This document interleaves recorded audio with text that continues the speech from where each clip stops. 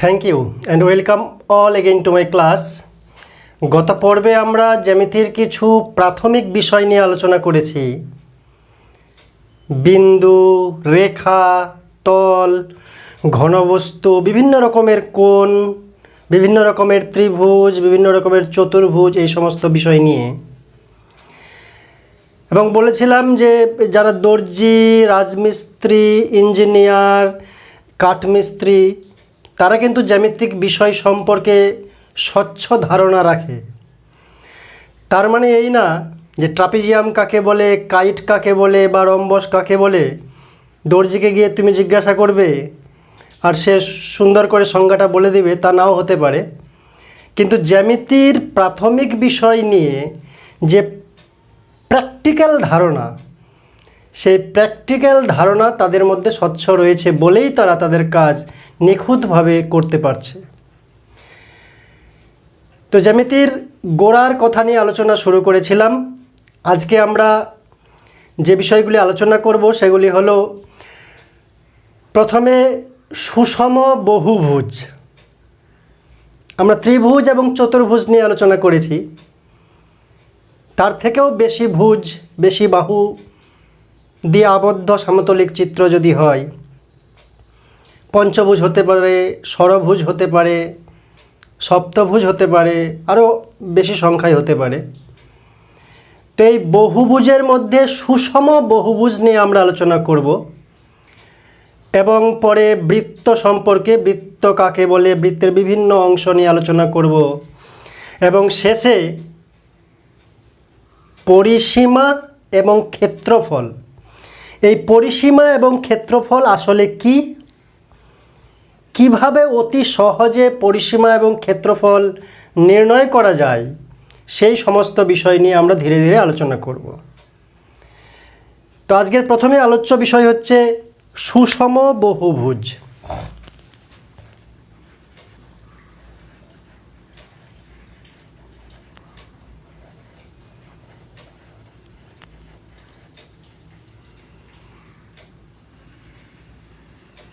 সুষম বহুভুজ।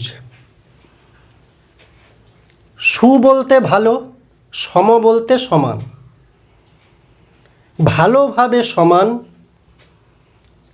কি সমান? বহুভুজের অনুরূপ অঙ্গগুলি, যে কোনো বহুভুজের অনুরূপ অঙ্গগুলি যদি ভালো মতো সমান হয়, অর্থাৎ কোনো বহুভুজের প্রতিটি বাহু পরস্পর সমান, প্রতিটি কোণ তারাও পরস্পর সমান, তবে সেই বহুভুজকে বলা হয় সুষম বহুভুজ। যেমন একটা বর্গক্ষেত্র, একটা সমবাহু ত্রিভুজ, যে বিষয়গুলো আমাদের জানা আছে। তো বর্গক্ষেত্রের আমরা কি জানি? প্রতিটি বাহু সমান পরস্পর, কোণগুলি সমকোণ। একটা সমবাহু ত্রিভুজের প্রতিটি বাহু পরস্পর সমান, কোণগুলি প্রত্যেকে 60 ডিগ্রি। তাই এরা হচ্ছে সুষম বহুভুজের উদাহরণ। ঠিক সেরকম পঞ্চভুজ, ষড়ভুজ, এদেরকেও সুষম বহুভুজ আকারে অঙ্কন করা যায়। তো সুষম বহুভুজের সংজ্ঞা হচ্ছে যে বহুভুজের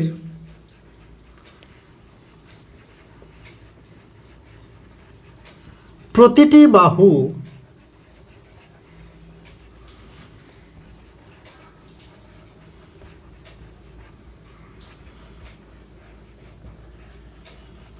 পরস্পর সমান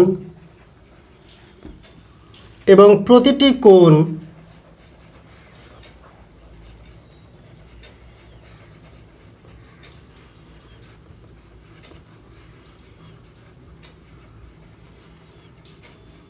পরস্পর সমান,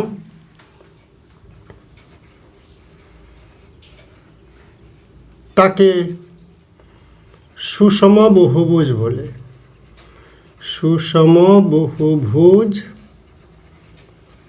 বলে। যেমন যদি আমরা বলি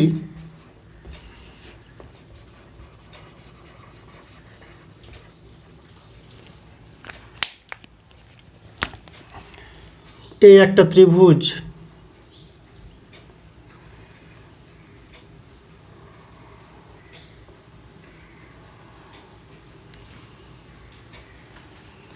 এই একটা চতুর্ভুজ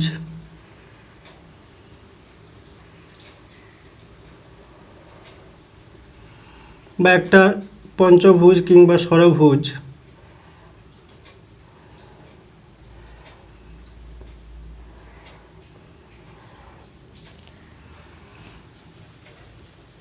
এরকম কিছু জ্যামিতিক চিত্রের যাদের প্রতিটি বাহু, এই বাহু এই বাহু এই বাহু সমান, এই বাহু এই বাহু এই বাহু সমান, এই বাহু এই বাহু, প্রতিটি বাহু পরস্পর সমান যদি হয়, প্রতিটি অন্তঃকোণ যদি পরস্পর সমান হয়, এর প্রত্যেকটা কোণ হচ্ছে 60 ডিগ্রি করে। কারণ আমরা জানি যে ত্রিভুজের মোট কোণ হচ্ছে 180 ডিগ্রি। যে ত্রিভুজের তিনটি বাহুই সমান পরস্পর, অবশ্যই তাদের কোণগুলিও পরস্পর সমান।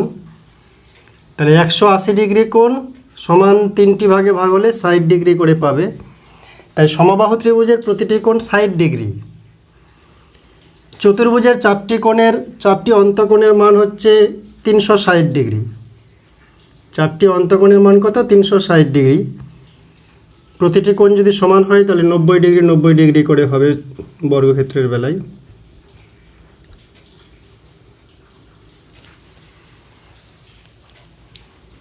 এটার প্রতিটি অন্তঃকোণ কত হবে আমরা সেগুলোও হিসাব করব।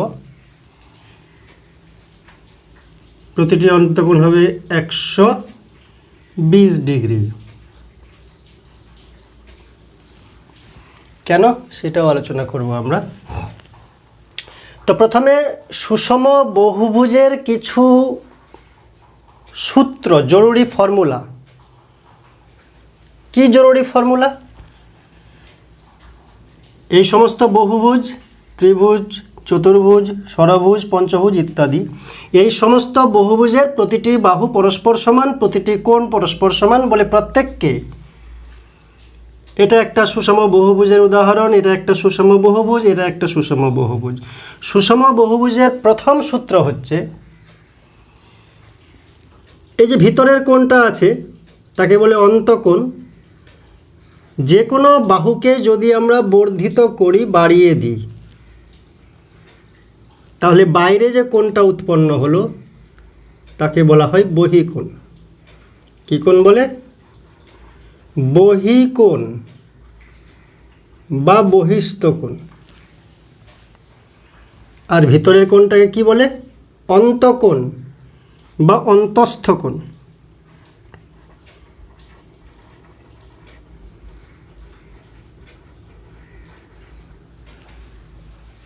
যে কোনো বহুভুজের বাহুগুলি যদি একই দিকে বর্ধিত করি, এটাকে এই দিকে বাড়ালাম, এটাকে ওই দিকে বাড়ালাম, এটাকে এই দিকে বাড়ালাম, তাহলে বাইরের যে কোণগুলো উৎপন্ন হলো সেই বাইরের কোণগুলোকে কি বলা হয়?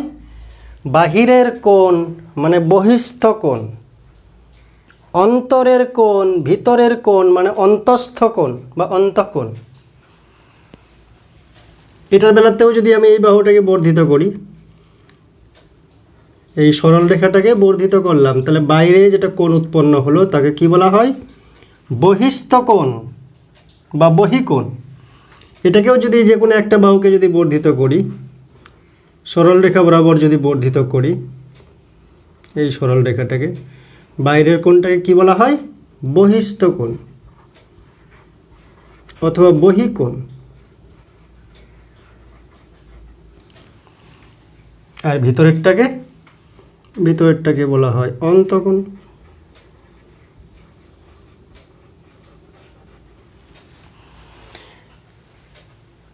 তাহলে সুষম বহুভুজের বেলায় বহিঃকোণ আর অন্তঃকোণ যদি একসঙ্গে যোগ করা যায়, কত উত্তর হবে, কত ডিগ্রি হবে? একসঙ্গে যোগ করা মানে মাঝের লাইনটাকে মিশিয়ে দেওয়া। তাহলে টোটাল কোণটা কত হচ্ছে? অন্তঃকোণ বহিঃকোণ মিলে সরল কোণ মানে 180 ডিগ্রি। তো মাঝের বাহুটা যদি না মিশিয়েও আমরা যোগ করতে পারি, যে অন্তঃকোণ আর বহিঃকোণ যোগ করলে কত হবে? এখানে অন্তঃকোণ 90 ডিগ্রি, বহিঃকোণও হবে 90 ডিগ্রি, দুটো কোণ মিলে হচ্ছে একটা সরল কোণ। সরল রেখা হচ্ছে কি না? তাই বাইরের কোণটাও 90 ডিগ্রি মানে 180 ডিগ্রি। এখানেও যে কোনো একটা বাহুকে যদি বর্ধিত করি তাহলে বহিঃকোণ আর অন্তঃকোণ মিলে হচ্ছে একটা সরল কোণ, আর সরল কোণের মান 180 ডিগ্রি। তাই আমরা প্রথম যে সুষম বহুভুজের কিছু সূত্র, 1 নম্বর সূত্র হচ্ছে বহিঃকোণ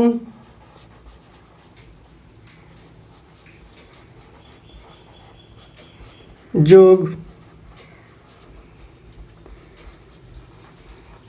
অন্তঃকোণ সমান 180 ডিগ্রি।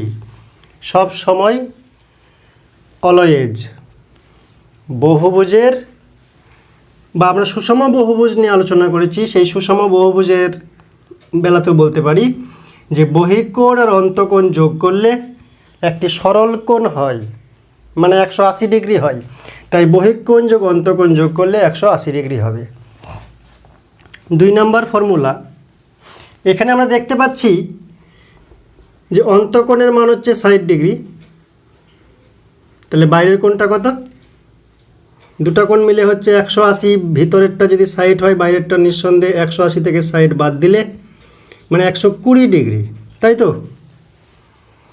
তাহলে বাইরের কোণটা হচ্ছে 120 ডিগ্রি। 360কে যদি 120 দিয়ে ভাগ করি মানে 360, তাকে যদি বহিঃকোণ দিয়ে ভাগ করি 120 দিয়ে, উত্তর কত হয়? 3। এই বহুভুজের কয়টা বাহু আছে? 3টি বাহু আছে। ত্রিভুজ যেহেতু 3টি বাহু, এই চতুর্ভুজের বাইরের কোণটার মান কত? ভিতরেরটা 90 হলে বাইরেরটাও 90, কারণ অন্তঃকোণ বহিঃকোণ মিলে 180, অন্তঃকোণ আর বহিঃকোণ মিলে 180, ভিতরেরটা 90 হলে বাইরেরটাও 90। তাহলে এটার বেলাতে যদি আমরা 360 ডিগ্রিকে বহিঃকোণ মানে 90 ডিগ্রি দিয়ে ভাগ করি, ডিগ্রি ডিগ্রি কেটে গিয়ে এখানে 4 উত্তর আসবে। তো এই জ্যামিতিক চিত্রের কয়টা বাহু? এটা চতুর্ভুজ, 4টা বাহু। সুষম চতুর্ভুজকে বলা হয় বর্গক্ষেত্র, তাই এখানে 4 উত্তর এসেছে। এখানে বহিঃকোণের মান কত? ভিতরেরগুলো 120, তাহলে বাইরেরটা হচ্ছে 60 ডিগ্রি। তাহলে 360 তাকে বাইরের কোণ 60 ডিগ্রি দিয়ে যদি ভাগ করি কত হয়? 6 হয়। কয়টা বাহু আছে? 1 2 3 4 5 6। তাহলে বহিঃকোণ দিয়ে ভাগ করলাম, 360কে বহিঃকোণ দিয়ে ভাগ করলাম, এর বাহুর সংখ্যা পাচ্ছি। এর বেলাতে 360কে এর বহিঃকোণ দিয়ে ভাগ করলাম, 360কে এর বহিঃকোণ দিয়ে ভাগ করলাম, 4 উত্তর আসলো। তো 4টা বাহু আছে। এটার বেলায় 360কে এর বহিঃকোণ 120 দিয়ে ভাগ করলাম, 3 উত্তর আসলো। তো 3টা বাহু আছে। অর্থাৎ বাহুর সংখ্যার সূত্র, বাহুর সংখ্যা যদি নির্ণয় করতে চাই, বাহু সংখ্যা সুষম বহুভুজের, তো তার ফর্মুলা হলো 360 বহিঃকোণ দিয়ে ভাগ করতে হবে। 360কে যদি বহিঃকোণ দিয়ে ভাগ করি তবেই আমরা বাহু সংখ্যা পাব।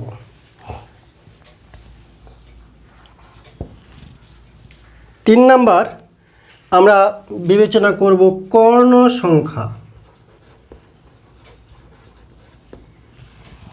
যে কোনো বহুভুজের, এটা সুষম বহুভুজের না, যে কোনো বহুভুজের কর্ণ সংখ্যা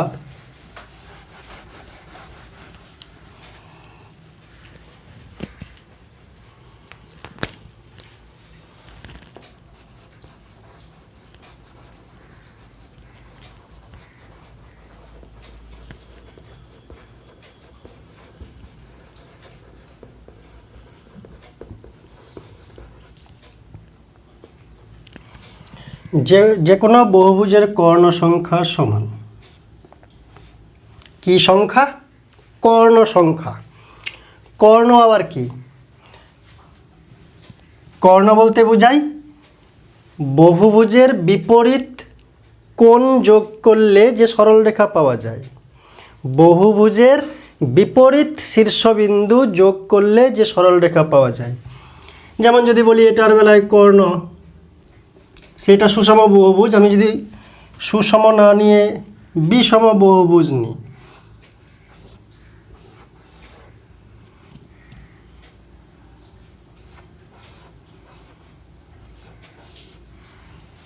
এই সমস্ত বহুভুজ নিলাম। তাহলে এই বহুভুজের কর্ণ বলতে এই বিন্দু আর এই বিপরীত শীর্ষবিন্দু যোগ করব, যে সরলরেখা পেলাম এটা একটা কর্ণ। আবার এই কৌণিক বিন্দুর বিপরীত কৌণিক বিন্দু এটা, তাকে যদি জয়েন্ট করি তাহলে আরেকটা কর্ণ পেলাম। দুটো কর্ণ অঙ্কন করলাম। এটার বেলায় কয়টা কর্ণ অঙ্কন করা যাবে? অঙ্কন করার বুদ্ধি হচ্ছে যে কোনো একটা কৌণিক বিন্দু শীর্ষবিন্দুকে আমরা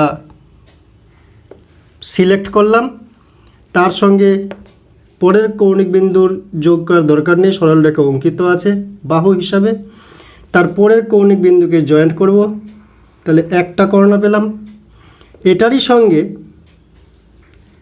এই কৌণিক বিন্দুকে জয়েন্ট করলাম, দুটা কর্ণ পেলাম।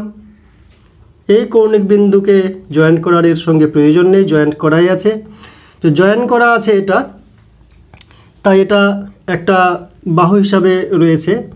এবার আমরা এই কৌণিক বিন্দুতে আসব। এই কৌণিক বিন্দুর সঙ্গে এটার জয়েন করার দরকার নেই, এটাকে জয়েন করব। এটাকে জয়েন করলে আরেকটা কর্ণ পেলাম। এই কৌণিক বিন্দুর সঙ্গে এই শীর্ষবিন্দুর সঙ্গে এরও জয়েন করা যায়, তাহলে আরেকটা পেলাম। দুজনেরই হয়ে গেছে। এর সঙ্গে এরও জয়েন আছে বাহু হিসাবে, এর সঙ্গে এরও জয়েন আছে বাহু হিসাবে, এটা বাদ। এবার এটা নেক্সট, এটার সঙ্গে এটার জয়েন হয়ে গেছে, হিসাবও হয়ে গেছে। এটার সঙ্গে তাহলে এটার জয়েন করব।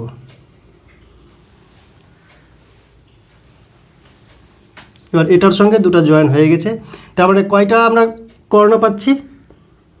একটা, দুটা, তিনটা, চারটা। এটার হিসাব হয়ে গেছে পাঁচটা। পাঁচটা কর্ণ পাচ্ছি। অর্থাৎ কর্ণ হিসাব করার সময় আঁকতে আঁকতে হিসাব করতে হবে, তাহলে কর্ণের সংখ্যা ভুল হবে না। আরেকবার করছি ষড়ভুজ দিয়ে। একটা ষড়ভুজ যদি অঙ্কন করি,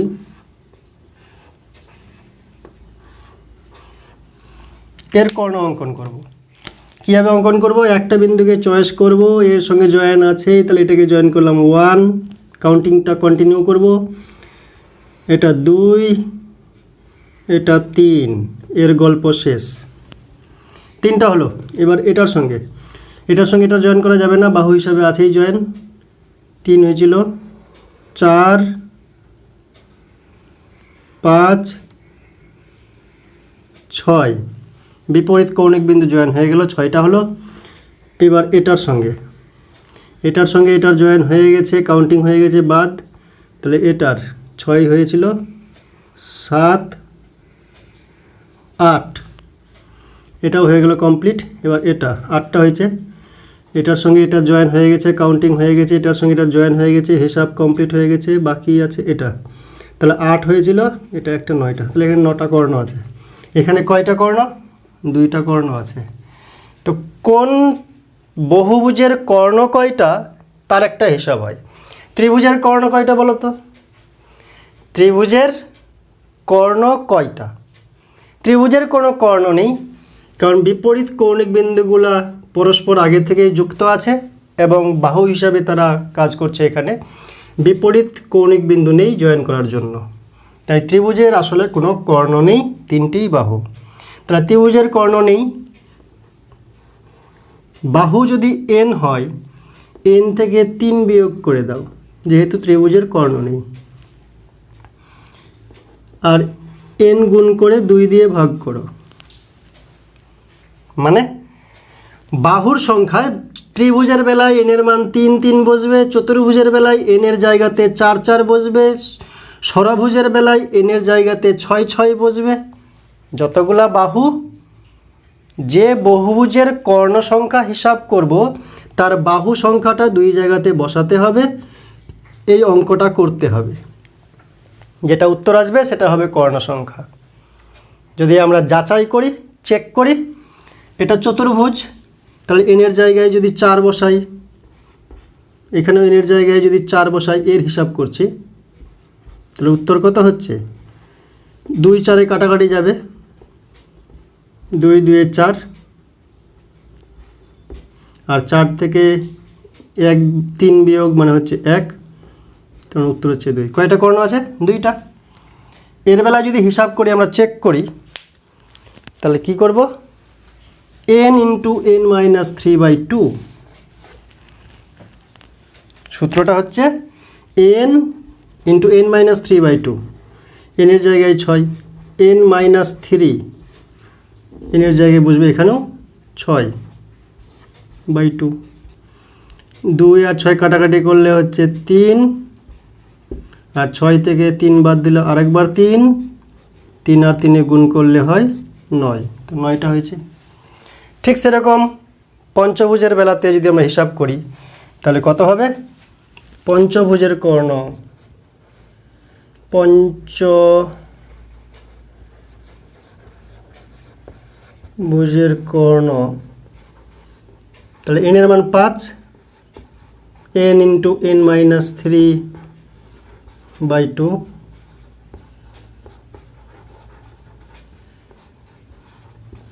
তাহলে পঞ্চভুজের কর্ণ হবে 5টি। তোমরা একে একবার চেক করবে যে 5টি হচ্ছে কিনা, আশা করি হবে, কোনো সন্দেহ নেই। তাহলে আমরা বহুভুজের কর্ণ সংখ্যা n ইন্টু n মাইনাস 3/2 এটা জানলাম। সূত্রটা লিখে দিচ্ছি, n ইন্টু n মাইনাস 3/2।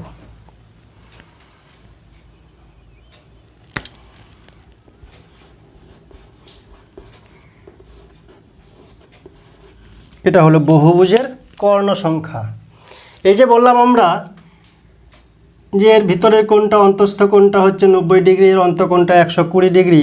এবার যদি 10টা বাহু হয়, মানে কোনো বহুভুজের 10টি বাহু, তার অন্তঃকোণের মান কত?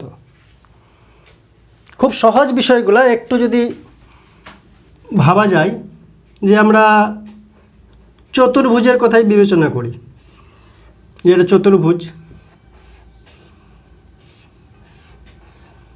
বা এটা ষড়ভুজ। চতুর্ভুজের ভিতরে কয়টা ত্রিভুজ অঙ্কন করা যায় কৌণিক বিন্দুগুলিকে জয়েন করে? একটা বিন্দু, কৌণিক বিন্দুর সঙ্গে একটা শীর্ষবিন্দুর সঙ্গে বাকি সমস্ত শীর্ষবিন্দুকে যোগ করে চেক করব।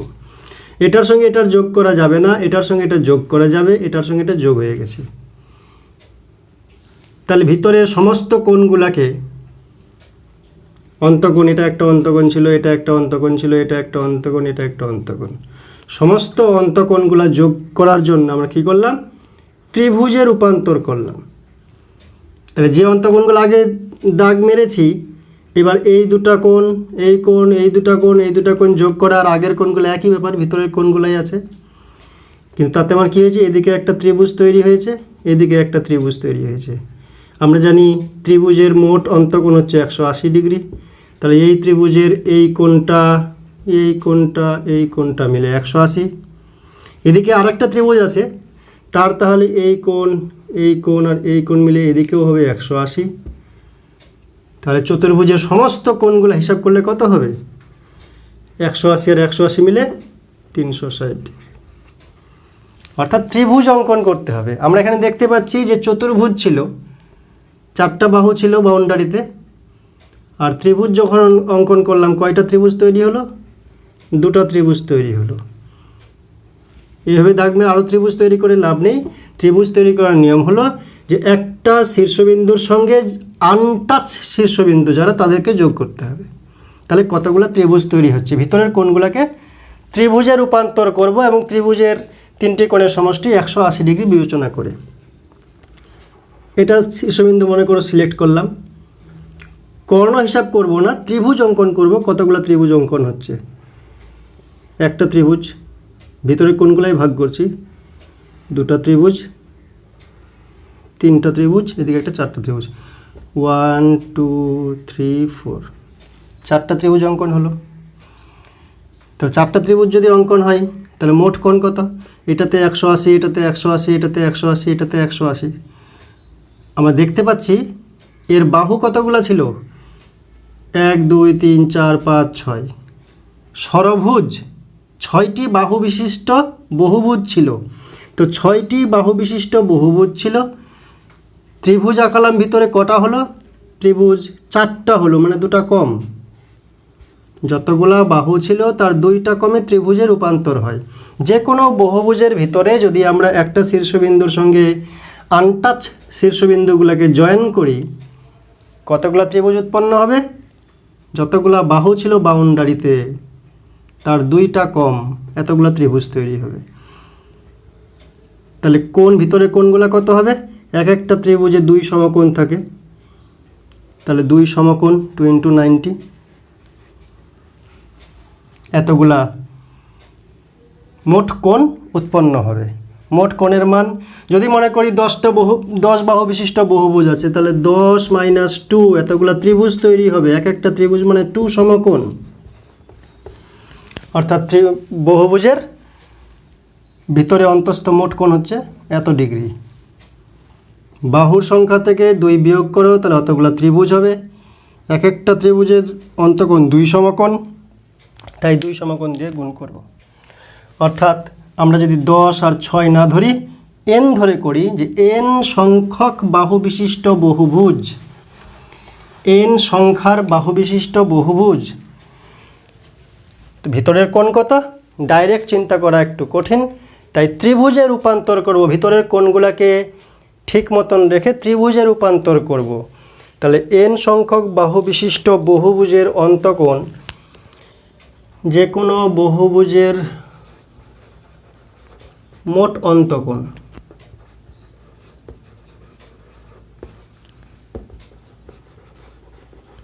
মোট অন্তকোণ সমান n যদি বাহু হয় সেখান থেকে 2 বিয়োগ করব, এতগুলা ত্রিভুজ তৈরি হবে। এক একটা ত্রিভুজের অন্তকোণ হচ্ছে 2 সমকোণ, অথবা 180 দিয়ে গুণ করলেও হবে।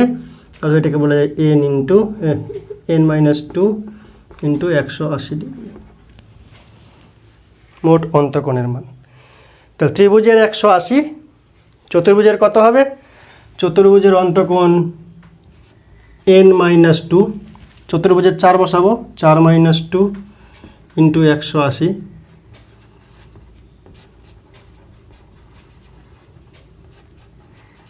360 ডিগ্রি।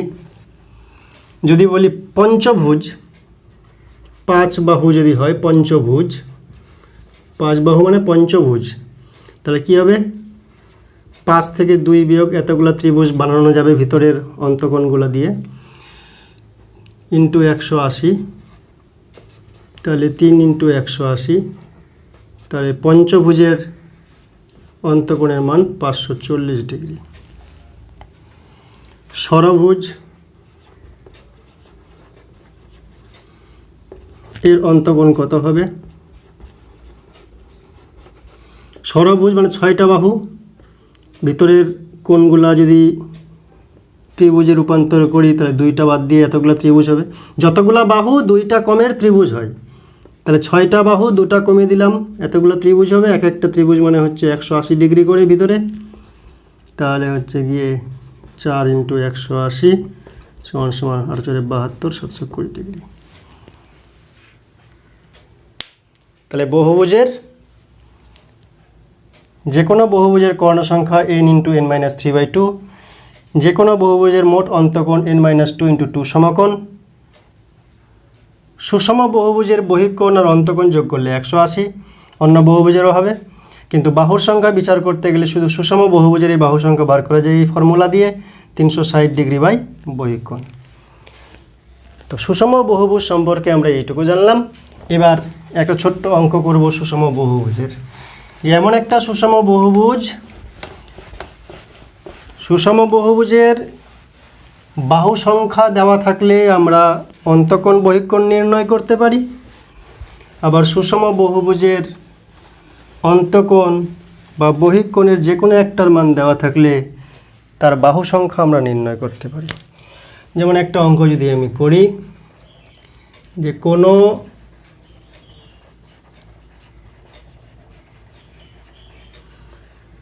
সুষম বহুভুজের বহিঃকোণ অন্তকোণ বা অন্তস্থ কোণ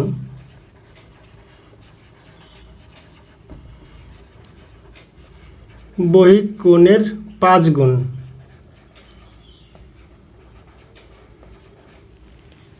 কোনো সুষম বহুভুজের অন্তকোণ বহিকোণের 5 গুণ। অন্তকোণটা বহিকোণ যত হবে তার 5 গুণ হচ্ছে অন্তকোণ। বাহু সংখ্যা কত?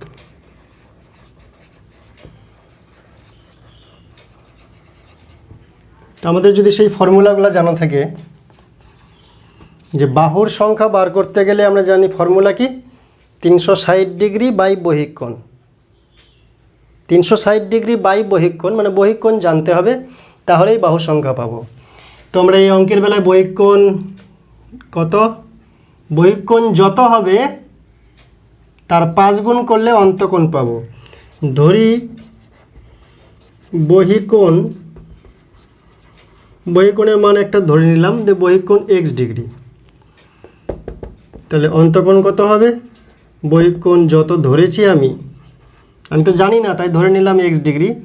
বহিকোণ x ডিগ্রি, অন্তকোণ হবে তাহলে তার 5 গুণ, একে 5 গুণ করলে 5x ডিগ্রি হয়। বহিকোণ যদি x ডিগ্রি হয়, অন্তকোণ কত হবে? প্রশ্ন বলেছে, এটা বানিয়ে লিখছি না। বহিকোণের 5 গুণ হচ্ছে অন্তকোণ, তাই বহিকোণের 5 দিয়ে গুণ করলাম। এবার আমরা জানি যে বহিকোণ অন্তকোণ যোগ করলে কি হয়, 180 হয়। বহিকোণ অন্তকোণ যোগ করলে 180।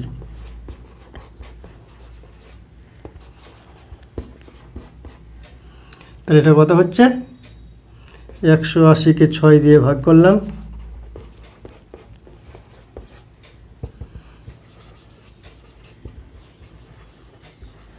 বহিকোণ সমান 30 ডিগ্রি।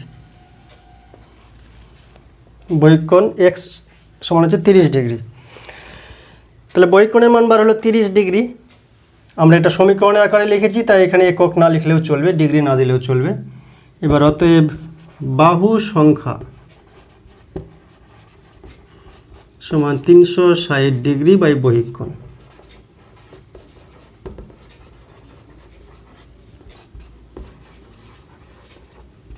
বহিকোণ হচ্ছে 30 ডিগ্রি, ডিগ্রিতে বাদ চলে গেল, 360 বাই 30 তাহলে হচ্ছে 12। তাহলে বাহুর সংখ্যা হচ্ছে কত, 12টি বাহু।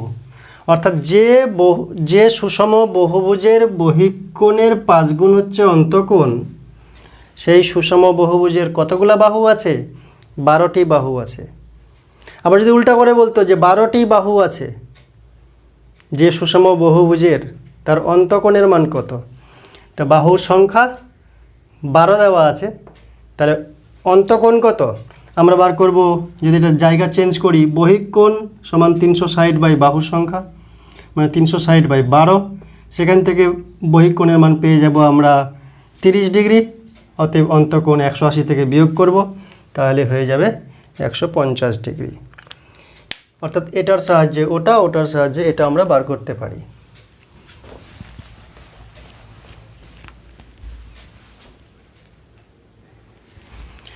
আমরা সরল রেখা দিয়ে কোণ, সরল রেখা দিয়ে ত্রিভুজ, সরল রেখা দিয়ে চতুর্ভুজ, পঞ্চভুজ, বহুভুজ ইত্যাদি আলোচনা করলাম। সরল রেখার বিভিন্ন খেলা আমরা দেখেছি। এবার বক্ররেখা, বাঁকা রেখা, একটি বৃত্ত, হাতের চুড়ি বা বালা যে বৃত্ত, সেটা বক্ররেখা দিয়ে তৈরি। ফুটবলটা কিন্তু বৃত্ত না, ফুটবলটা হচ্ছে গোল, ত্রিমাত্রিক, আয়তন আছে। কিন্তু একটা রিং এরকম যদি একটা চিত্র হয়,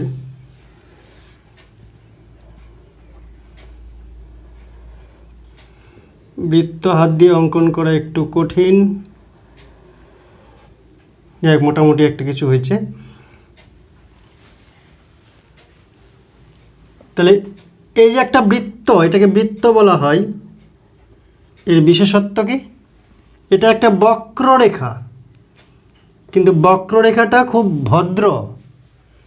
ভদ্র বলছি কেন, যে বক্ররেখাটা এমনভাবে বেঁকেছে যে ভিতরের একটা নির্দিষ্ট বিন্দু থেকে সব সময় সমান দূরত্ব বজায় রেখে বেঁকেছে, এরকম হয়নি যে এখান থেকে এটার দূরত্ব বেশি বক্ররেখাটার, আর এখান থেকে এই বক্ররেখাটার দূরত্ব আবার কম। একটা নির্দিষ্ট বিন্দু থেকে কখনো দূরত্ব বেশি, কখনো দূরত্ব কম, এরকম যদি বক্ররেখা ঘুরে আসে, আবর্তন করে, তাহলে তাকে বৃত্ত বলা যাবে না, এটা বৃত্ত হবে না। কিন্তু এই বক্ররেখাটা একটা ভদ্র বক্ররেখা, তার মানে হচ্ছে একটা নির্দিষ্ট বিন্দুকে কেন্দ্র করে বক্ররেখাটা সব সময় সমান দূরত্ব বজায় রেখে কখনো কাছে চলে যায়নি, কখনো দূরে চলে যায়নি, সব সময় কেন্দ্রবিন্দু থেকে সমান দূরত্ব বজায় রেখে আবর্তন করেছে, এবং এই আবদ্ধ সমতলিক চিত্র যেটা তৈরি হয়েছে তাকে বৃত্ত বলছে। কি বললাম? বৃত্ত একটা বক্ররেখা দিয়ে তৈরি, একটা নির্দিষ্ট বিন্দুকে কেন্দ্র করে কোনো বক্ররেখা যখন সর্বদা সমান দূরত্ব বজায় রেখে আবর্তন করে, তখন যে আবদ্ধ সমতলিক চিত্র তৈরি হয় তাকে বৃত্ত বলে। বানিয়ে বানিয়েও লেখা যায় যে একটা বিন্দুকে কেন্দ্র করে কোনো বক্ররেখা সর্বদা সমান দূরত্ব বজায় রেখে যদি আবর্তন করে, তাহলে যে চিত্র উৎপন্ন হয়, জ্যামিতিক চিত্র, তাকে বৃত্ত বলে। তাহলে বৃত্তের সংজ্ঞা কি বলবো আমরা?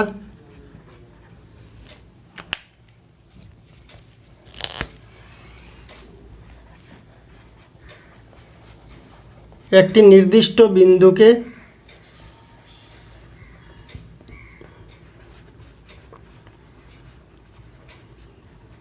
কেন্দ্র করে কোনো বক্ররেখা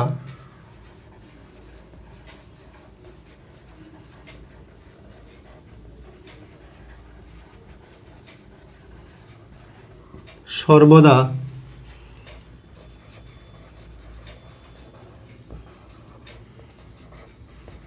সমান দূরত্ব বজায় রেখে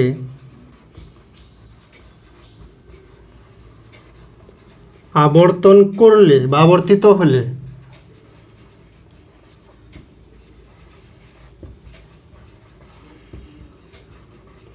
যে আবদ্ধ সমতলিক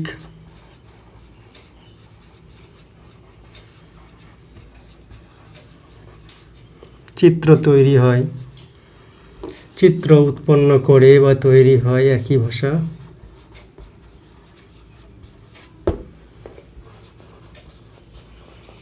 তাকে বৃত্ত বলে, মানে সার্কেল। কি লিখলাম?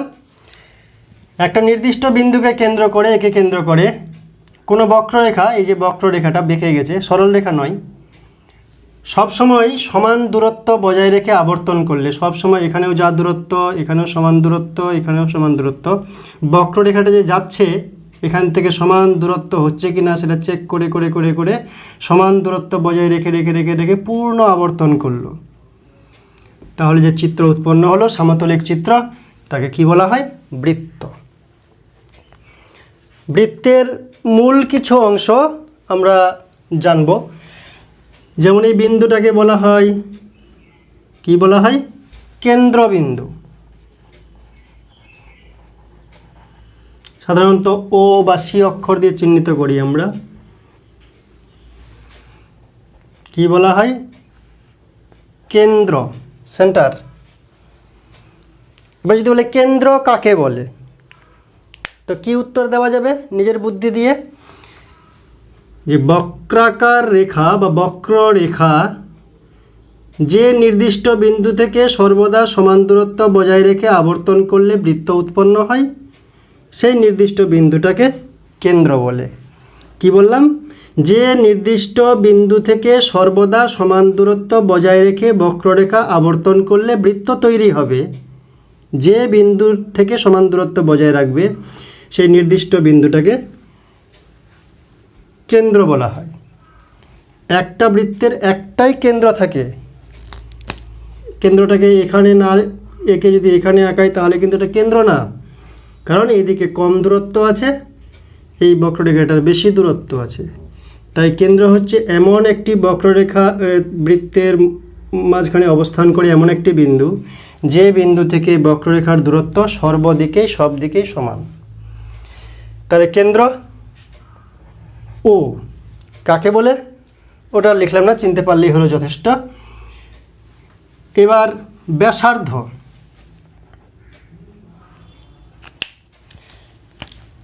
ব্যাসার্ধ খুব ইম্পর্ট্যান্ট। ব্যাসার্ধ যাকে আর অক্ষর দিয়ে চিহ্নিত করা হয়। ব্যাসার্ধ হলো বৃত্তের কেন্দ্রবিন্দু এবং পরিধি পর্যন্ত সংযোজক রেখা।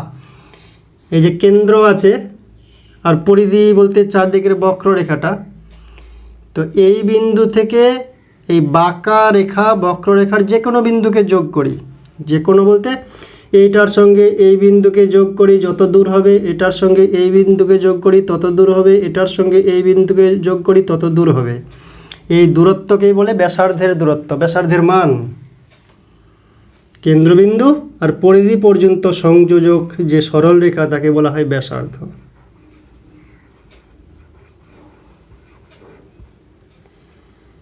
আর এই কেন্দ্র, এটাকে বলা হয় কেন্দ্র। এই বিন্দুটা হচ্ছে কেন্দ্র। যদি বলে ব্যাসার্ধ কাকে বলে, তাহলেও বানিয়ে বানিয়ে এরকম উত্তর দেওয়া যায়, মুখস্থ করার প্রয়োজন নেই।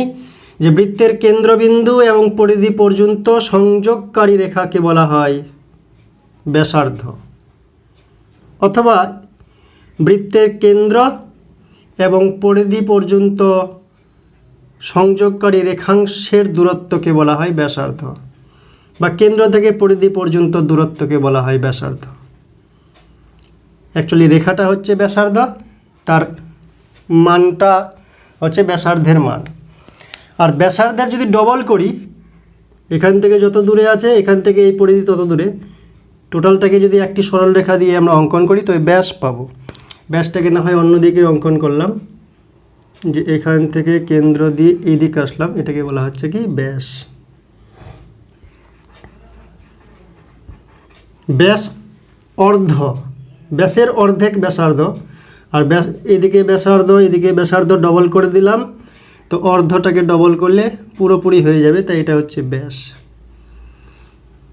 তাই এই সরল রেখাটা মনে করে নাম দিলাম এ বি। এ বি হচ্ছে ব্যাস।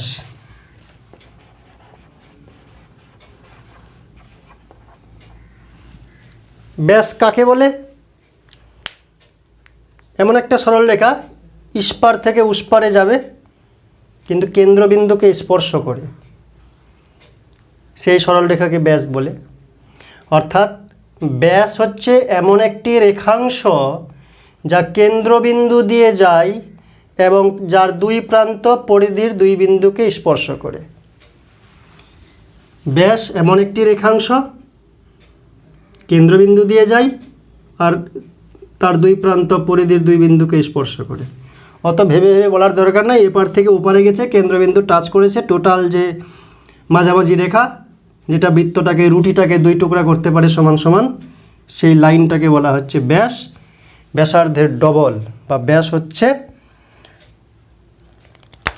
ব্যাসকে যদি আমরা ডায়ামিটার ধরি তাহলে D is equal to 2r। ব্যাস হচ্ছে ব্যাসার্ধের ডবল। এবার আমরা আলোচনা করব জ্যা। জ্যা আবার কি? পরিধি থেকে পরিধি টাচ করবে কিন্তু কেন্দ্রবিন্দু দিয়ে যদি নাও যায়, এদিক দিয়ে আসলো, মনে করলাম এটা সি এটা ডি। যে বৃত্তের পরিধির দুই বিন্দু স্পর্শ করলো যে সরল রেখা, যে কোনো এখান থেকে এখানে, এখান থেকে এখানে, এসপার থেকে উসপারে, কাছাকাছি, দূরাদূরি, বড় লম্বা খাটো, বা এদিকে দিলাম, তো এই রেখাটা বলি বা এই রেখাটা বলি পরিধির দুই বিন্দু যুক্তকারী সংযোগকারী সরল রেখা। এটা হোক বা এটা হোক, বা এই যে বড়টা আছে এ এবং বি, পরিধির দুই বিন্দু সংযোগকারী যে সরল রেখা তাকে বলা হচ্ছে জ্যা।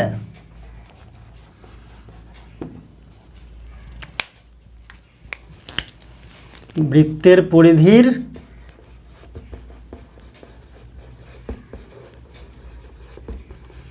দুই বিন্দুর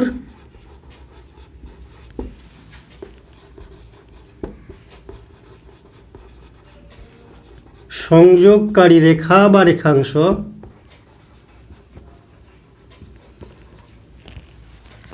তাকে জ্যা বলে।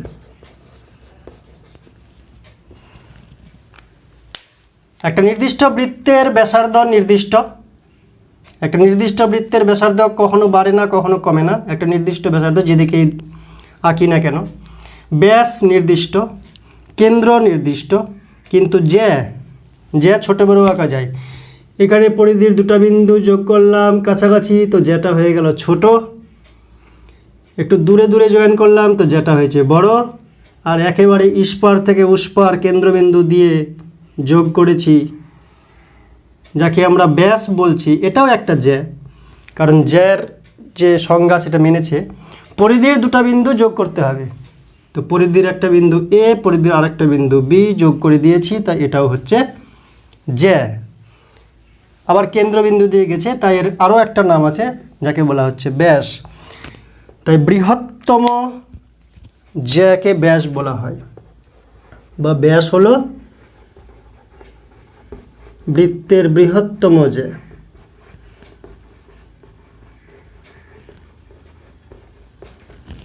ব্যাস হলো বৃত্তের বৃহত্তম জ্যা। এবার আমরা আলোচনা করব স্পর্শক, একটা স্পর্শক আলোচনা করি।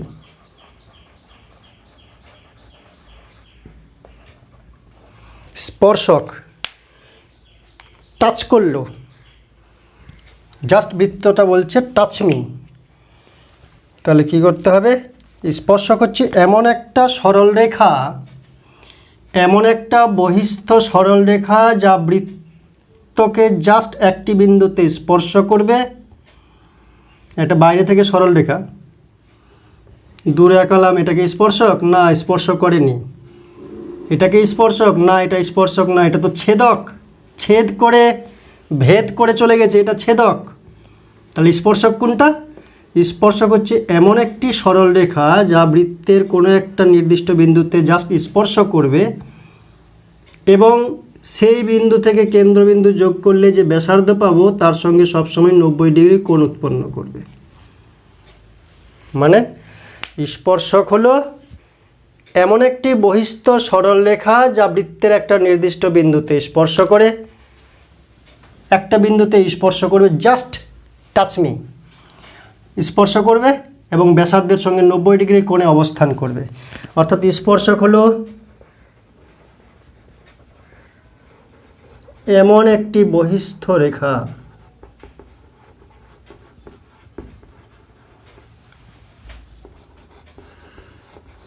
যা বৃত্তকে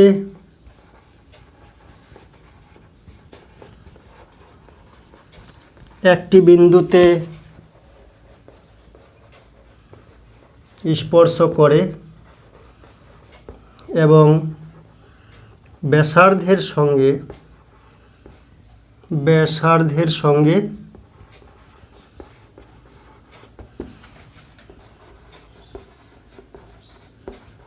লম্ব হয়, মানে 90 ডিগ্রি। কি লিখলাম? এটাও বানিয়ে বানিয়ে লেখা যাবে।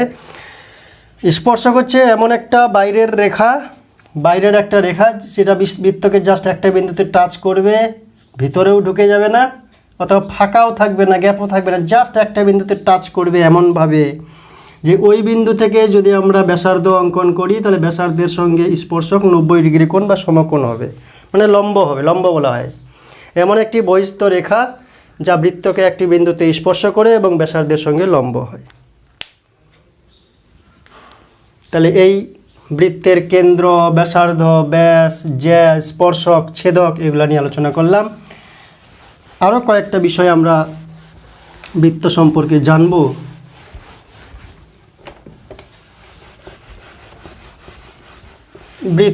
বৃত্ত কাকে বলে? বৃত্ত একটা ভদ্র বক্ররেখাকে বলে বৃত্ত। মানে বক্ররেখাটা এমনভাবে বেঁকেছে নিয়ম মেনে, নিয়ম ভাঙেনি। কি নিয়ম? একটা নির্দিষ্ট বিন্দুকে কেন্দ্র করে সেই কেন্দ্রবিন্দু থেকে নির্দিষ্ট বিন্দু থেকে সর্বদা সমান দূরত্ব বজায় রেখে আবর্তন করেছে। আরেকটা বৃত্ত যদি আমি অঙ্কন করার চেষ্টা করি, যে এটা একটা বৃত্ত, মোটামুটি হয়েছে বৃত্ত, এটা কেন্দ্রবিন্দু। একটা যে, ও তার আগে বৃত্ত চাপ আলোচনা করি। বৃত্তের আবার চাপ না, বৃত্তচাপের আগে তো পরিধি বলতে হবে। পরিধি,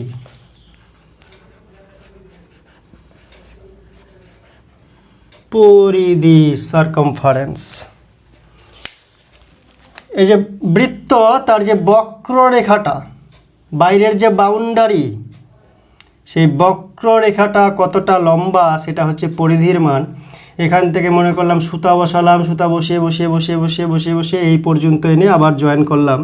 সুতাটা কতটা লম্বা, সেই লম্বাটা হচ্ছে বৃত্তের পরিধি। মানে বৃত্তের বক্ররেখা, মোট বক্ররেখাকে বলা হচ্ছে পরিধি। বৃত্তের বক্ররেখার মোট মানকে বলা হয় বৃত্তের বক্ররেখার মোট দৈর্ঘ্যকে পরিধি বলে।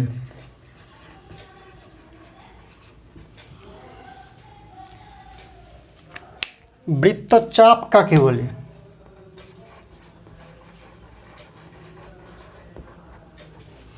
এটা টোটাল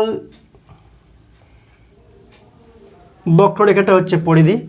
পরিধির যে কোনো একটা অংশ, একটা টুকরা নিলাম, যে মনে করলাম এক্স ওয়াই। এই যে বৃত্তাকার যে আর্ক বা চাপ, টোটাল বক্ররেখাটা না, এক টুকরা, বক্ররেখার একটা টুকরা, তাকে বলা হচ্ছে বৃত্তচাপ। পরিধির একটি অংশ যদি নিই, পরিধির একটি অংশ, তাকে বলা হয় বৃত্তচাপ। এক্স থেকে ওয়াই যাব, এদিক দিয়ে যাওয়া যায়, এটা হচ্ছে উপচাপ, উপবৃত্তচাপ। আর যদি এদিক থেকে না গিয়ে বড় পথে ঘুরে যাই, তাহলে এটাও তো বৃত্তের একটা অংশ, এটাকে বলা হয় অধিবৃত্তচাপ। কি বলা হবে? অধিবৃত্তচাপ। বড় বৃত্তচাপটাকে বলা হয় অধিবৃত্তচাপ, অধিক। আর এটাকে বলা হচ্ছে উপবৃত্তচাপ, ছোট টুকরাটাকে। তাই উপবৃত্তচাপ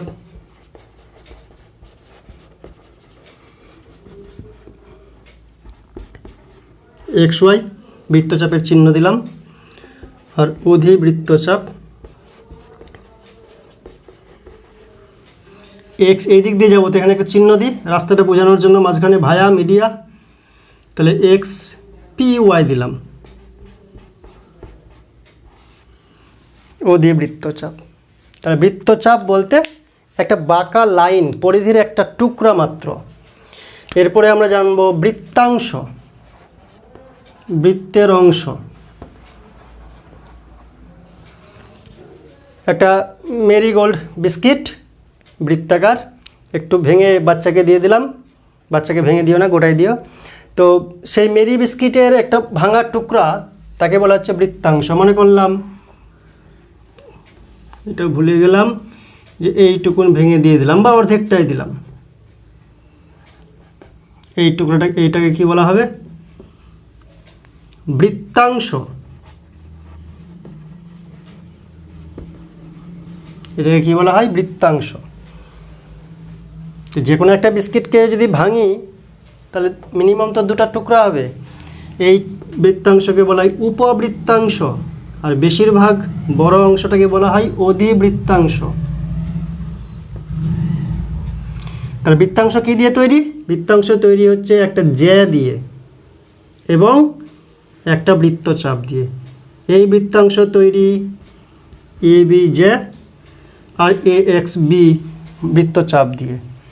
তাহলে বৃত্তাংশ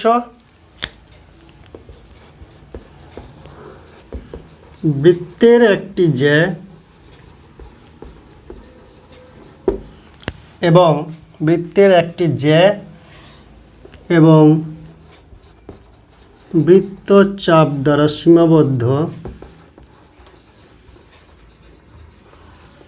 সীমাবদ্ধ ঘিরে আছে। এই অংশটা কে ঘিরেছে?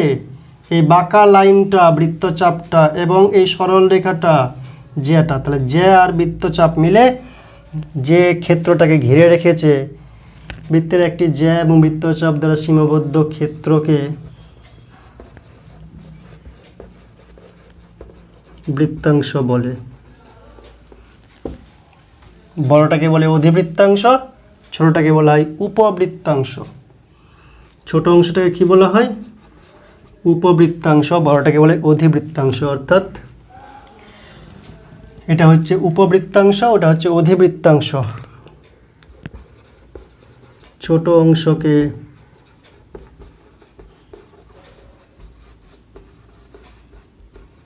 উপবৃত্তাংশ, বড় অংশকে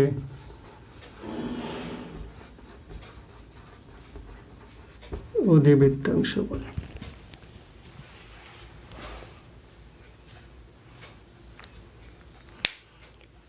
আরও একটা বিষয় রয়েছে যার নাম হচ্ছে বৃত্তকলা। গাছের কলা না, খাওয়ার কলা না, বৃত্তকলা। বৃত্তকলাটা কি? দুটা ব্যাসার্ধ, মানে যদিও একই বৃত্তের ব্যাসার্ধগুলো একই মানের হয়, দুটি ব্যাসার্ধ আর একটা বৃত্তচাপ, এই মাঝের যে অংশটা থাকলো এটাকে বলা হয় বৃত্তকলা।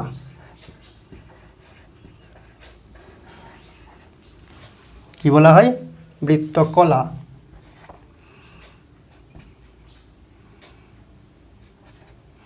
এক্স ও ওয়াই। তাহলে বৃত্তকলা কাকে বলে যদি প্রশ্ন আসে তাহলে কি লিখব? বৃত্তের দুটি ব্যাসার্ধ একটি বৃত্তচাপ দ্বারা সীমাবদ্ধ ক্ষেত্রকে বলা হয় বৃত্তকলা। এই বৃত্তকলাও ছোট বড় হয়।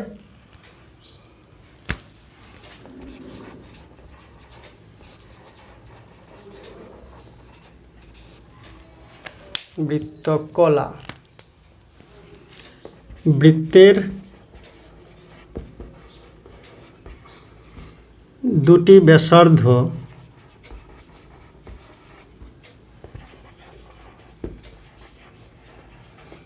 এবং একটি বৃত্তচাপ, এই যে দুটো ব্যাসার্ধ ও এক্স ও ওয়াই, যদিও মানে সমান, একই বৃত্তের যেহেতু, তো দুইটি ব্যাসার্ধ একটি বৃত্তচাপ দিয়ে সীমাবদ্ধ ঘিরে রাখা হয়েছে যে ক্ষেত্রকে বৃত্তের দুটি ব্যাসার্ধ এবং একটি বৃত্তচাপ দ্বারা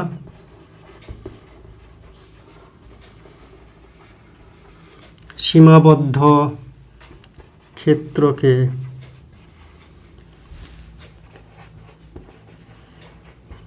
বৃত্তকলা বলে। বৃত্তকলা বড় বৃত্তকলা এবং ছোট বৃত্তকলা দুরকম হয়, বৃত্তকলা বলে। তাহলে আমরা জানলাম বৃত্তের বিভিন্ন অংশ, যে বৃত্তের কেন্দ্রবিন্দুকে, যাকে কেন্দ্র করে বক্ররেখাটা আবর্তিত হচ্ছে সমান দূরত্ব বজায় রেখে ভদ্রমতো, সেই বিন্দুটাকে বলে কেন্দ্রবিন্দু। যে দূরত্ব বজায় রেখে সর্বদা ঘুরছে তাকে ব্যাসার্ধ বলছে। ব্যাসার্ধের ডবলকে, মানে কেন্দ্রবিন্দুগামী পরিধির দুই প্রান্ত স্পর্শকারী যে সরল রেখা তাকে বলছে ব্যাস। ব্যাসার্ধের ডবল, দ্বিগুণ। এবং বক্ররেখাটাকে বলা হচ্ছে পরিধি। টোটাল বক্ররেখার যে দৈর্ঘ্য তাকে বলা হচ্ছে পরিধি। পরিধির যে কোনো দুটা বিন্দু স্পর্শকারী যে সরল রেখা তাকে বলে জ্যা। বৃত্তের পরিধির দুটা বিন্দু যোগ করলে যে সংযোগকারী সরল রেখা তাকে জ্যা বলে।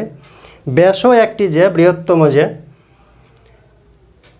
যে কোনো জ্যা আর বৃত্তচাপ দ্বারা আবদ্ধ অংশকে বলা হচ্ছে বৃত্তাংশ। আর বৃত্তের দুটি ব্যাসার্ধ এবং বৃত্তচাপ দিয়ে যে জায়গাটা সীমাবদ্ধ তাকে বলছে বৃত্তকলা। পরিধির যে কোনো একটা ছোট টুকরাকে বলা হচ্ছে, মানে একটা বাঁকা লাইনকে বলা হচ্ছে পরিধির বৃত্তচাপ। এই সমস্ত বিষয় নিয়ে আলোচনা করলাম আমরা। আর বৃত্তের একটা বিশেষত্ব হলো যে প্রতিটি বৃত্ত সদৃশ, একই রকম দেখতে, শুধু ব্যাসার্ধের তফাৎ, কিন্তু দেখতে একই রকম। বৃত্তের অন্তঃস্থ মোট কোণের মান 360 ডিগ্রি। যদি একটি বিন্দুকে কেন্দ্র করে এককেন্দ্রিক বৃত্ত নামটা জানা উচিত।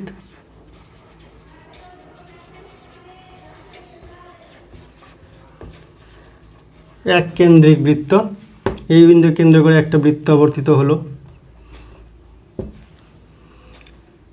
আরেকটা আবর্তন করলো, আরেকটা আবর্তন করলো, তাহলে প্রত্যেকটা বৃত্তের কেন্দ্রবিন্দু কি একটাই। তাহলে এই বৃত্তগুলোকে, প্রতিটা বৃত্তকে বলা হয় কি এককেন্দ্রিক বৃত্ত বা সমকেন্দ্রিক বৃত্ত। এককেন্দ্রিক বৃত্ত বা সমকেন্দ্রিক বৃত্ত। বৃত্তের যে কোনো একটা বৃত্তের, এই বৃত্তের যে কোনো একটা বা বড় বৃত্তটার যে কোনো একটা আর কেন্দ্রবিন্দু থেকে জ্যার উপর যদি লম্ব টানি, মানে 90 ডিগ্রি 90 ডিগ্রি করে,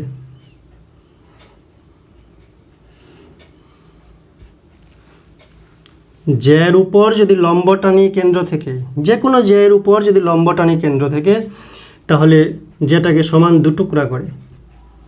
এগুলো প্রমাণও আমাদের রয়েছে, জানতে হবে। আমরা আলোচনা করতে চেয়েছিলাম পরিসীমা এবং ক্ষেত্রফল নিয়ে, তো মনে হয় সময় অনেকটা হয়ে গেছে, আজকে আর আলোচনা করা যাবে না। দেখি আগে,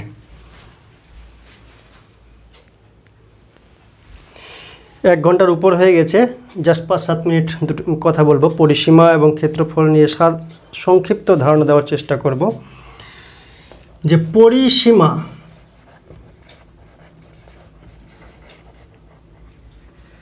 পরিসীমা বলতে যে কোনো জ্যামিতিক চিত্রের, যে কোনো জ্যামিতিক ক্ষেত্রের 3 বাহুওয়ালা, 4 বাহুওয়ালা, 5 বাহুওয়ালা, বেঁকা টেরা, সোজা, ভদ্র অভদ্র, যে কোনো জ্যামিতিক ক্ষেত্র, সে ত্রিভুজ হোক বা চতুর্ভুজ হোক বা ভদ্র চতুর্ভুজ হোক, অথবা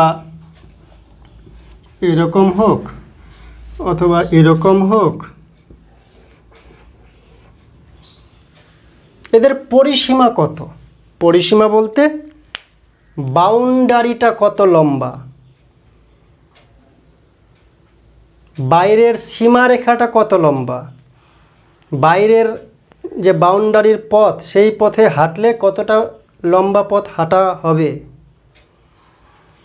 বাইরের যে বাউন্ডারির পথ, তাকে দড়ি দিয়ে সুতা দিয়ে ঘিরে দিলে কতটা লম্বা সুতা লাগবে। এই বাইরের পথটাকে, বাইরের বাউন্ডারির দৈর্ঘ্যটাকে বলা হচ্ছে পরিসীমা। যে কোনো ক্ষেত্রের, যে কোনো জ্যামিতিক ক্ষেত্রের, জ্যামিতিক চিত্রের যে বাইরের যে বাউন্ডারির লাইনটা কত লম্বা, সীমানা রেখাটা কত লম্বা, চারদিকের বাউন্ডারিটা কত লম্বা, সেটাকে বলা হচ্ছে পরিসীমা। মনে করলাম যে এটা 20, এটা 15, এটা 2, এটা 5, এটা 3, এটা 3, এটা 20 মিটার, এটা 15 মিটার, এটা 2 মিটার, এটা 5 মিটার, এটা 3 মিটার, এটা 3 মিটার। এই সাইডটা লম্বাটা হচ্ছে 20 মিটার, এটা 15 মিটার, এটা 2 মিটার, এটা 5। এরকম একটা আমার জমি আছে, এই জমিটাকে চারদিক দিয়ে আমি দড়ি দিয়ে ঘিরবো, বা আল আছে, আলগুলার দৈর্ঘ্য কত, এর পরিসীমা কত, তার মানে সবগুলা যোগ করতে হবে যে কত লম্বা। এখান থেকে যে দড়ি টানি, এদিকে 20 মিটার যদি বলি, এখানে খুঁটি দিলাম, এই দড়িটা হবে 20 মিটার, এটা হবে 15 মিটার, এটা 2 মিটার, এটা 5 মিটার, এটা 3 মিটার, এটা 3 মিটার। তাহলে এর পরিসীমা কত? এর পরিসীমা হলো, সবগুলো যোগ করবো, 20, 15, 35, 2 37, 5 42, আর 6 হচ্ছে 48 মিটার। এটা হচ্ছে পরিসীমা। তো এটা আঁকা বাঁকা টেরা আছে, যেন টেরার মতন হিসাব করলাম। যদি ভদ্র মতন থাকে, যে একটা বর্গক্ষেত্র 5 মিটার করে, বর্গক্ষেত্রে কি প্রতিটা বাহু সমান, তাহলে এটা 5 মিটার যদি হয়, তা বাদবাকিগুলোও 5 মিটার 5 মিটার। কেন? যেহেতু বর্গক্ষেত্র, তাই এটার পরিসীমা কত হবে? পাঁচ পাঁচ পাঁচ পাঁচ, চারটা পাঁচ, চার বাহু যেহেতু, তো 4 গুণন 5 সমান সমান 20 মিটার। অর্থাৎ বর্গক্ষেত্রের পরিসীমা এর সূত্রটা হচ্ছে, যেহেতু 4টা বাহুই সমান, তাহলে 4 গুণন একটা বাহু। একটা বাহুর মান যদি জেনে যায়, 4 দিয়ে গুণ মারবো, তাহলে এর বাউন্ডারিটার লম্বাটা পেয়ে যাব, 4 গুণন বাহু। অথবা বীজগণিতের ভাষায় বলা হয় 4a, একটা বাহুর দৈর্ঘ্য যদি a করে হয় তাহলে 4a। তাহলে বর্গক্ষেত্রের পরিসীমা হচ্ছে 4 ইন্টু বাহু, 5 মিটার এটা উদাহরণ দিয়েছিলাম, তাই 5 দিয়ে গুণ করেছি, 4 ইন্টু বাহু বা 4a। এটা আয়তক্ষেত্র মনে করলাম এটা 10, মনে করলাম এটা হচ্ছে 2। তাহলে বাউন্ডারি কত? আমরা জানি যে আয়তক্ষেত্রে বিপরীত বাহুগুলি সমান, এটা 10 হলে এটা 10, মানে 10 আছে 2 বার, 2ও হবে 2 বার। অথবা বলা যায় যে 10 আর 2কে যোগ করে ডবল করে দাও, ডবল করলে 10-এর ডবল করলে এটা কভার হয়ে যাবে, 2-এর ডবল করলে এটা কভার হয়ে যাবে।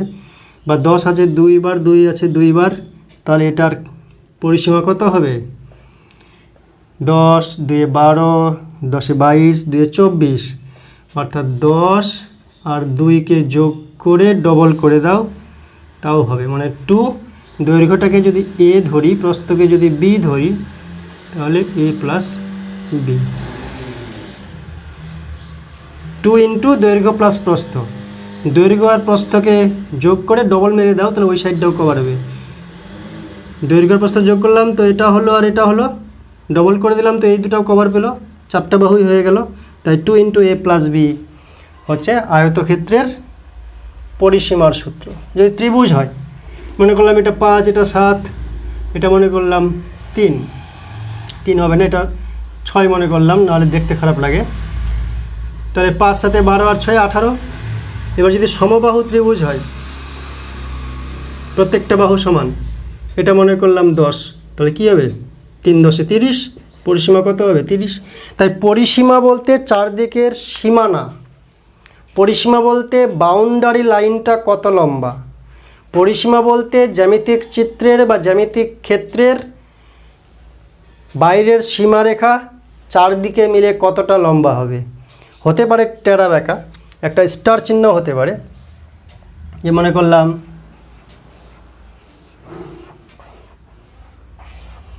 এরকম একটা চিত্র হতে পারে। তাহলে এর কি পরিসীমার হিসাব করা যাবে না? অবশ্যই যাবে। এই বাহুগুলোর দৈর্ঘ্য দেওয়া থাকতে হবে, সবগুলো যোগ মারব। আর যে বলে না যে এই স্টারটা খুব ভদ্র সুষম, প্রত্যেকটা বাহু সমান, তাহলে তো আরও সুবিধা। একটা বাহুর মান যদি জেনে যাই আমরা, যে মনে করলাম 15 ফুট, তো টোটাল বাহু কয়টা আছে? 1 2 3 4 5 6 7 8টা, তাহলে 8 ইন্টু 15, 8 15 কত হয়? 120 মনে হয়, তাহলে 120 ফুট। অর্থাৎ পরিসীমা বলতে যে কোনো জ্যামিতিক চিত্রের চারদিকের বাউন্ডারি। আর ক্ষেত্রফল, ক্ষেত্রফল মানে হচ্ছে ভিতরের জায়গাটা, ভিতরের ক্ষেত্রটা। একটা জমির ভিতরে কতটা জায়গা রয়েছে, কতটা ক্ষেত্র রয়েছে, সেটা হচ্ছে ক্ষেত্রফল। পরে আমরা ডিটেলসে আলোচনা করব। যে পরিসীমা বলতে চারদিকের বাউন্ডারি লাইনটা মোট কত লম্বা, সেটা পরিসীমা। আর ক্ষেত্রফল হচ্ছে ভিতরের জায়গাটা। ধানের জমিতে ধান লাগাচ্ছি যেখানে, সেটা হচ্ছে ক্ষেত্রফল। আর চারদিকে যে আলগুলা আছে, আলের দৈর্ঘ্যটা হচ্ছে পরিসীমা। এই ক্ষেত্রফল, ক্ষেত্রফলটা কি করে হিসাব করব? হিসাব করার জন্য নিয়ম হলো যে ভিতরে একক বর্গক্ষেত্র অঙ্কন করব। মনে করলাম যে এখানে কতগুলো বাক্স আছে, বাক্সগুলো ভিতরে আছে।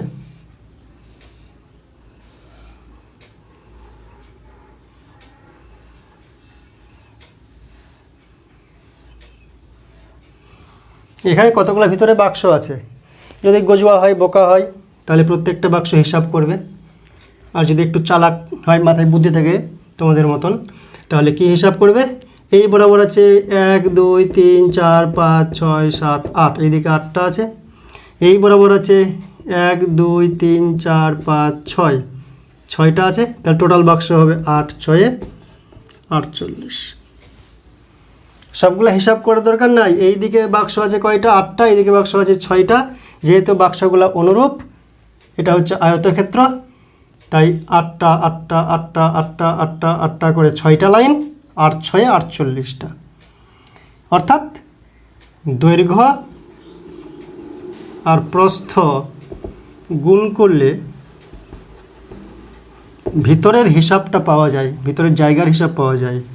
তাই হচ্ছে ক্ষেত্রফল ইকুয়াল টু দৈর্ঘ্য গুণন প্রস্থ।